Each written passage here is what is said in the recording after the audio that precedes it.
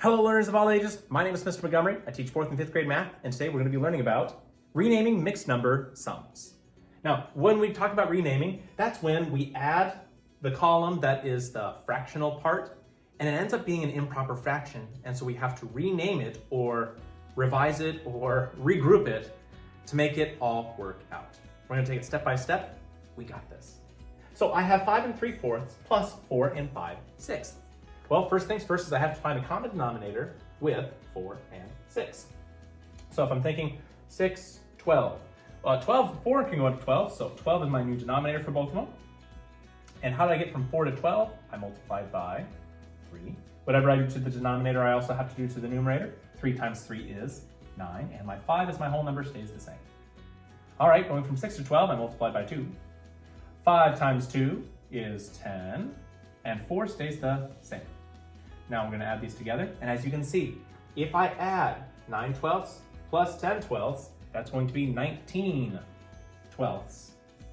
And so I cannot move on to the whole number part until I solve this out. It's an improper fraction, which means we're going to have to use the popcorn method after we divide. So we're going to have to take 19 divided by 12. Okay, well 12 can go into 19 once, and 12 times 1 is 12, and we would have 7 left over.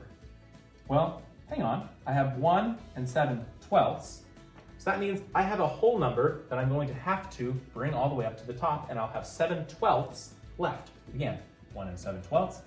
I'll have 7/12 left over, and I have a whole number right here that's going to have to move eventually over here. It's kind of like carrying the 1. So now I have 1 plus 5 plus 4. Well, 5 plus 4 is 9, plus 1 is 10. So I'll have a whole number of 10 and 7/12. 7 can only be simplified by dividing by 7, which 12 cannot be simplified with. So my number is 10 and 7/12. So something that your book is going to ask you to do is rename each as a mixed number in simplest form. Well, this isn't in simplest form, and so one of the ways we're going to have to do this is we're going to have to pretend that the 6 doesn't exist at this time, and we're going to be fixing this fractional part first. So I have 11 divided by 9, because we're going to be using the divide and popcorn method.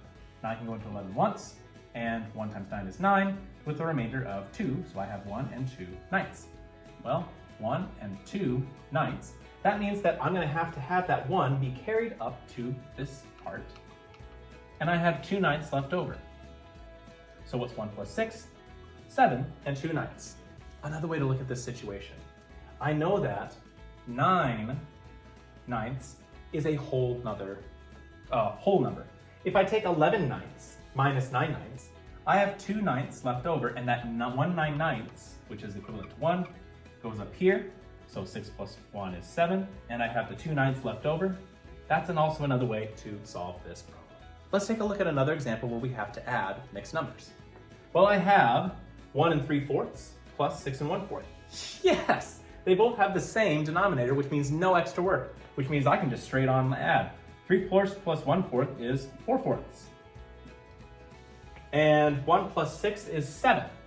Got my answer. What do you mean that's not it? Okay. 7 and 4/4. Oh, 4/4. Anything where the numerator and the denominator are the same, that is equivalent to 1. So this is basically saying that it's 7 plus 1. Well, 7 plus 1 equals 8. That is my actual answer. All right, my 5th grade friends, if we take a look at page 103 in our workbook, you'll see that we'll be doing practice problems number 3 and 12. For number 3, the directions say rename each as a mixed number in simplest form. So you're basically going to say, okay, 6/4 needs to be regrouped somehow. I could either use the divide and popcorn method, or you could use the subtraction method that we used earlier in the lesson. Now with number 12, the directions say add. Write each sum as a mixed number in simplest form. So you're going to have to add the fractional part. See if you're going to have to regroup before adding the whole number part. If you have any questions on how to rename mixed number sums, please let me know when you come to class tomorrow.